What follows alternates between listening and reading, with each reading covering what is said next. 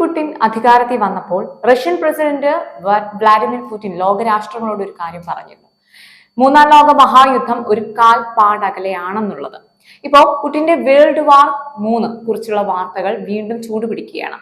Operation unthinkable എന്നാണ് Russia ഇതിന് ഈ ഒരു ഓപ്പറേഷന് പേര് നൽകിയിരിക്കുന്നത്. അതുകൊണ്ട് തന്നെ ഫ്രാൻസ്, UK തുടങ്ങിയ രാജ്യങ്ങൾ റഷ്യക്ക് മറുപടി നൽകാൻ പറ്റാത്ത രീതിയിലുള്ള ഒരു പ്ലാൻ ആണ് റഷ്യ ചെയ്തിരിക്കുന്നത്. റഷ്യയുടെ പ്ലാൻ എന്താണെന്നുള്ളത് റഷ്യ വ്യക്തമാക്കിയിട്ടുണ്ട്. അതായത് ഒരിക്കലും റഷ്യ ഹിരോഷിമ നാഗസാക്കിയിൽ ന്യൂക്ലിയർ ബോംബ് വിക്ഷേപിച്ചതുപോലെ വിക്ഷേപിക്കുന്നുമില്ല. ജനവാസ മേഖലയിൽ പോയി ബോംബ് ഇടില്ല. പകരം എന്ത് ചെയ്യും? റഷ്യ ടാർഗറ്റ് ചെയ്യുന്നത് ഫ്രാൻസിന്റെയും UK റിസർച്ചുകൾ നടത്തുന്ന ന്യൂക്ലിയർ സെന്ററുകളാണ്. അവിടെ ബോംബിടാനാണ് റഷ്യ പദ്ധതി ഇടുന്നത് തന്നെ. റഷ്യ പറയുന്ന മറ്റൊരു കാര്യം, യൂറോപ്യൻ രാജ്യങ്ങൾ റഷ്യക്ക് എഗെയിൻസ്റ്റ് ആയിട്ട് മാറിക്കൊണ്ടിരിക്കുന്നത് വലിയ അപകടകരമായ ഒന്നാണെന്നാണ്. അതുകൊണ്ട് തന്നെ റഷ്യ സംബന്ധിച്ചിടത്തോളം അത് വലിയ പ്രശ്നങ്ങൾ ഉണ്ടായിക്കൊണ്ടിരിക്കുകയാണ്. അതായത് ഈ നാറ്റോ അംഗത്വമുള്ള രാജ്യങ്ങളെല്ലാം ഉപരോധം ഏർപ്പെടുത്തുക, അതുപോലെ തന്നെ റഷ്യക്കെതിരെ കോൾഡ് വാർ നടത്തുക, ഇതെല്ലാം UK പോലുള്ള രാജ്യങ്ങൾ ചെയ്യുന്നത് റഷ്യക്ക് വളരെ തലവേദനയായിട്ട് മാറിക്കൊണ്ടിരിക്കുകയാണ്. അതുകൊണ്ട് തന്നെ റഷ്യ പറയുന്നത് ഈ ഒരു അറ്റാക്ക് അനിവാര്യമാണ്, ഇല്ലെങ്കിൽ അത് റഷ്യക്ക് തന്നെ പ്രശ്നമാകുമെന്നുള്ളതാണ്. റഷ്യ അറ്റാക്ക് നടത്തുമെന്ന് ഉള്ള ഉറപ്പിച്ചു പറയലുകളാണ് ഇപ്പോൾ ഇന്റർനാഷണൽ ആർട്ടിക്കിൾ നമുക്ക് മനസ്സിലാക്കി തരുന്നത്.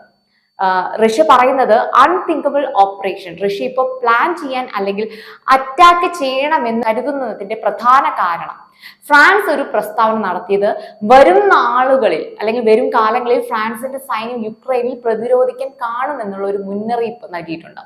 റഷ്യക്ക്, അതായത് ഉക്രൈൻ എന്ന രാജ്യത്തെ രക്ഷിക്കാൻ ഫ്രാൻസ് ഉണ്ടാകുമെന്നുള്ളത്. ഇതാണ് ഇപ്പോൾ റഷ്യ ചൂണ്ടിപ്പിച്ചിരിക്കുന്നത്.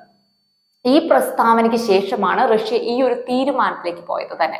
പക്ഷേ ഫ്രാൻസ് പ്രസ്താവന നടത്തിയിട്ടുണ്ടെങ്കിലും ഇതുവരെ പറഞ്ഞിട്ടില്ല എന്തിനാണ് ഫ്രാൻസിന്റെ സൈന്യത്തെ ഉക്രൈനിലേക്ക് അയക്കുന്നതെന്ന്.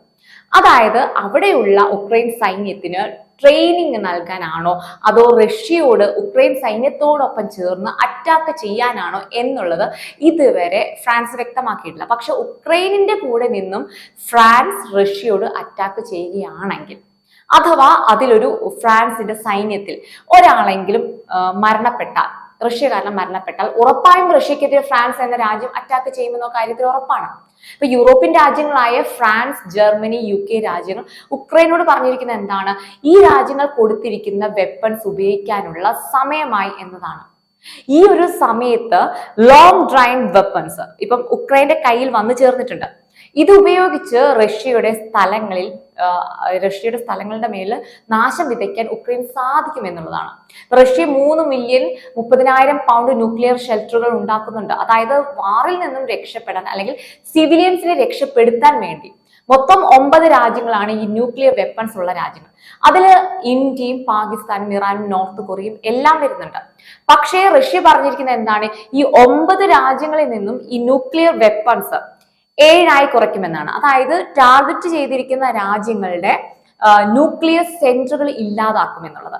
റഷ്യയുടെ ഒരു ബെനിഫിറ്റ് എന്ന് പറയുന്നത് എന്ന് വെച്ചാൽ ഹൈപ്പർസോണിക് മിസൈലുകളുള്ള രാജ്യമാണ് ഈ റഷ്യ. അതായത് ആ ഒരു ടെക്നോളജിയാണത്. അമേരിക്കയും ചൈനയും അത് ഡെവലപ്പ് ചെയ്ത് വരുന്നതേ ഉള്ളൂ. പക്ഷെ റഷ്യയുടെ കൈകളിൽ അത് ഓൾറെഡി ഉണ്ട് എന്നുള്ളതാണ്. അത് ഉക്രൈൻ വാറിൽ റഷ്യ പരീക്ഷിച്ചിട്ടുള്ളതാണ്. ഈ ഹൈപ്പർസോണിക് മിസൈലുകൾ ഉപയോഗിച്ച് മറ്റു രാജ്യങ്ങളുടെ ഡിഫൻസ് ടെക്നോളജിയെ പ്രതിരോധിച്ചുകൊണ്ട് മറ്റുള്ള രാജ്യങ്ങളുടെ ഈ ന്യൂക്ലിയർ സെന്ററുകളെ ഇല്ലാതാക്കുമെന്നുള്ള ആ ഒരു കാര്യം റഷ്യക്ക് നന്നായിട്ട് അറിയുന്ന ഒരു കാര്യമാണ്. റഷ്യയുടെ ഈ ഒരു ഓപ്പറേഷൻ നടന്നു കഴിഞ്ഞാൽ നാറ്റോ രാജ്യങ്ങളോട് പറഞ്ഞിരിക്കുന്നത് ഫിനാൻഷ്യൽ സപ്പോർട്ട് കൊടുത്തിരിക്കുന്നത് പിൻവലിക്കണമെന്നാണ്. റഷ്യ മുന്നറിയിപ്പുകൾ നൽകി കഴിഞ്ഞു. ഇനി മറ്റൊരു ലോക മഹായുദ്ധം ഉണ്ടാകുമോ എന്നുള്ളത് മറ്റു രാജ്യങ്ങൾ കൂടി വ്യക്തത വരുത്തേണ്ടത് ഒന്നാണ് അല്ലെ. പുടിന്റെ തീരുമാനങ്ങളൊന്നും മാറ്റുന്ന ഒരാളല്ല ഈ പുടിൻ. അതിനാൽ തന്നെ ഓപ്പറേഷൻ അൺതിങ്കബിൾ ഒരു ചോദ്യമായി തന്നെ ഉയരുകയാണ്.